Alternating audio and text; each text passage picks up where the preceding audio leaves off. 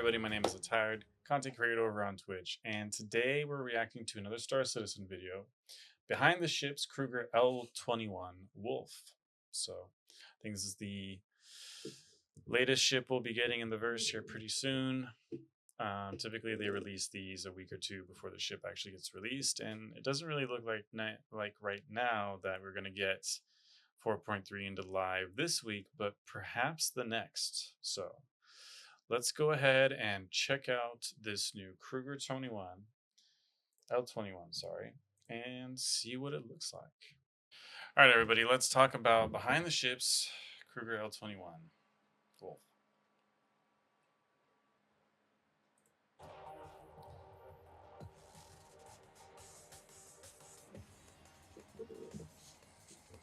I would describe Kruger as beautiful, bold, and elegant, not afraid to make a statement. Unlike Origin, Kruger ships have a certain retro feel to them, but still feel upmarket. The L21 is a light fighter designed to be fast, agile, and nimble. The trade-off is that you have to take extra care when getting into battle. You can't take the hits, you have to avoid them. When I first saw Okay, so this right off the bat is pretty sleek ship. I do like the lines. I like the Naboo feel. I think that's really cool. It does look like it has bespoke weapons here. I think these are size 4 Gatlings.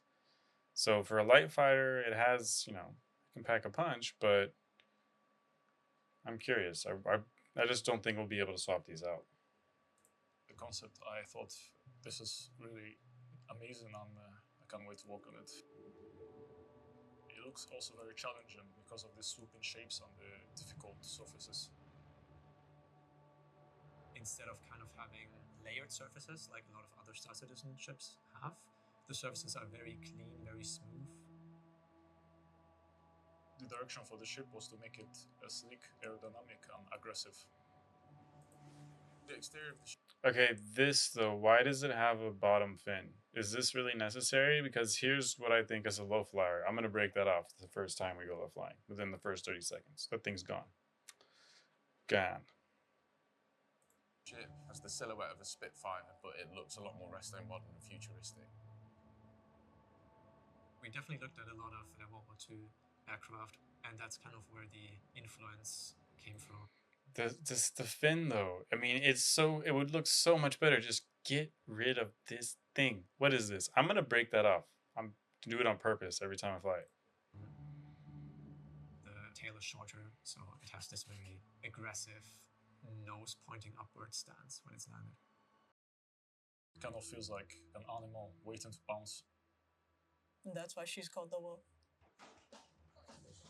The engine cells on the wings, I think, create a very nice silhouette, especially from the top. I'm also very, very happy with the form language that we managed to do on it. We decided to expose a lot of greebling. We decided to expose a lot of the engine itself. It's primarily pipes. The heat travels down it, and it really promotes how strong that the ship actually is. It highlights the grace of the ship. The vehicle has two size 4 Gatlings that can gimbal 5 degrees in all directions. You have 4 missiles in the left wing, and you have 4 missiles in the right wing. I'm very happy with the deploy animation of the weapons. That's something that not really any other ship does to this extent, where we have the weapon. Yeah, that looks really cool and all. So, but I'm at this point, I think these are bespoke. I don't think we're gonna be able to swap them out. 8 missiles, 2 guns, 2 size 4s. This thing will probably hit hard. Make it shut up. It needs a water propeller. Yeah, I mean, it definitely kind of looks like a speedboat, a little bit. It definitely looks like a ship when you look at that front angle. They are bespoke. Okay, well, yeah. So you're not gonna swap these out. So this will be a cool dogfighter. I guess what it's gonna depend. It's gonna depend on how actually nimble it is. Which okay, it's a new ship. It'll come out. It'll probably be a little OP. Why? No reason. But it just seems to be a trend when the ships come out. So this will probably be a little OP. But they did say that it's not gonna have much in terms of shields or armor. It looks like so. maybe it'll get shot down quickly, but it seems like it'll be able to pack a punch. Sorry. I don't know. I think it looks cool. So there's that. It's completely hidden in the fuselage, which creates a very, very smooth package. The cockpit's a really comfy place to be. As you'll see when you look out from the ship, you have great visibility from the left, the right, and the head of you. I just love the cockpit. It just looks so slick. The dash is such a strong shape. I've not seen the shape before in any of the other ships. You'll notice in between your legs a brand new clock, which I believe is the first that we've implemented in a vehicle. Are you happy with the clock? Yeah, the clock looks great. It looks like a Swiss timepiece that's in between your legs, just so you can keep track of server time. You have to stop saying in between your legs. Oh yeah, the fin. The fin was a idea. Yeah, I don't understand the clock. Stava was obsessed with the size and the shape. Easter egg for. If this thing flies underwater, that would be, or flies. If this thing is submersible, I would not be surprised. It kind of has that feeling, as it like it could be. Maybe they'll have a submersible version. Johnson. So I don't know. So far, I think the ship looks cool, but it's always kind of the same thing with me and Star Citizen ships. Like, yeah, they all look cool. They all look good. They're all really well designed. But does it bring in any gameplay? Does it change anything for us? No.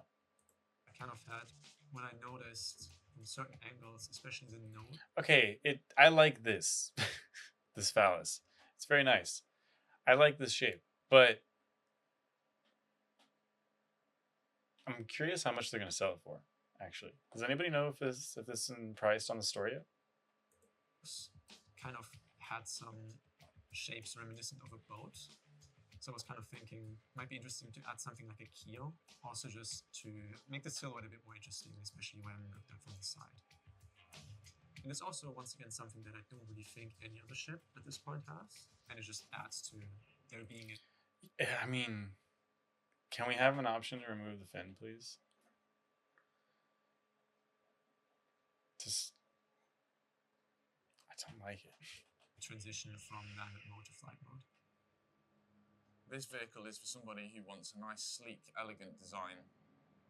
People who are into sports cars, I hope they will appreciate the surfacing on the ship. I hope people who like retro sci-fi will appreciate the big engine nacelles on the wingtips. I hope everyone likes it. It's very unique.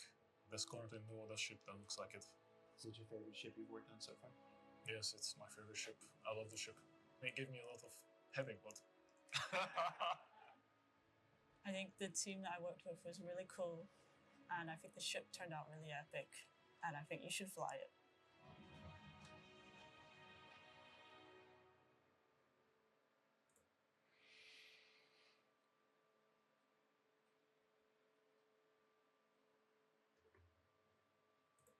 Okay, here's the thing, right? I truly, honestly, like, I may even just go as far as to say really like almost all the ship design in Star Citizen. I am not one of those, like, I have a favorite manufacturer. I like them all. I think every manufacturer has great ships. I think a lot of ships have value, whether it be in gameplay or just style or just fun to fly. But we all know this is just how they fund the game right now until Squadron 42 comes out. And hopefully that makes a bunch of money. And I will say that again, we should all be hoping Squadron 42 makes a bunch of money. Why? So we don't have to deal with ship marketing all the time. Because are the ships all cool? Yeah, but we're like at what, 194? 190, something like that, ships in the game and variants of ships. But we're missing a lot of other stuff. We're missing a lot of other stuff. And yeah, I think with the new pricing we've seen on ships, that this ship is at minimum $100.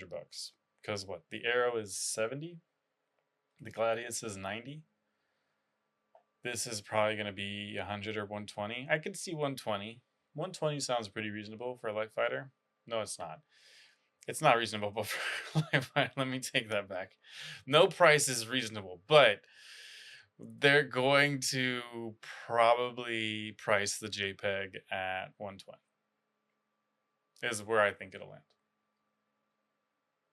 150, I wouldn't be surprised. Make it a drop ship and check it up to 220. The TAC is what, 325? Keep going, buddy. Oh, man, I hope they never turn these into NFTs. I will immediately quit. No second thoughts about it. I don't know. Ship looks cool. I hate the fin, not gonna lie. The one drawback for me on this ship is I do not like the fin. The fin's terrible. Why do we need that? Please get rid of it. I'm going to break it off every single time I low fly. And I guess if I look at the ship as a low flyer, like, I'm curious. I really am. It's got a really long nose, so probably most low flyers won't like it right off the bat. Typically, the ships you see the most in low flying, the cockpit is pretty far up on the ship, so maybe that'll be a drawback if I look at it from low flying. Racing, I mean, you don't really race with light fighters that often, do you, right? So it's bigger than a snub, so it's not going to be as quick as a snub. I don't know. It's a cool looking ship. I think it's great. It'll probably be a little expensive. It'll be cool to play with it when it's in game. Yeah, another ship. CIG needs your money. Because we don't have Squadron yet.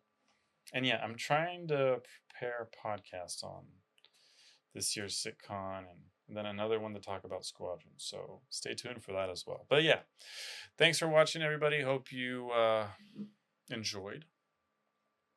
If you did, consider leaving a like and subscribe. Would greatly help us out. And I will see you all in the next one. Thank you very much.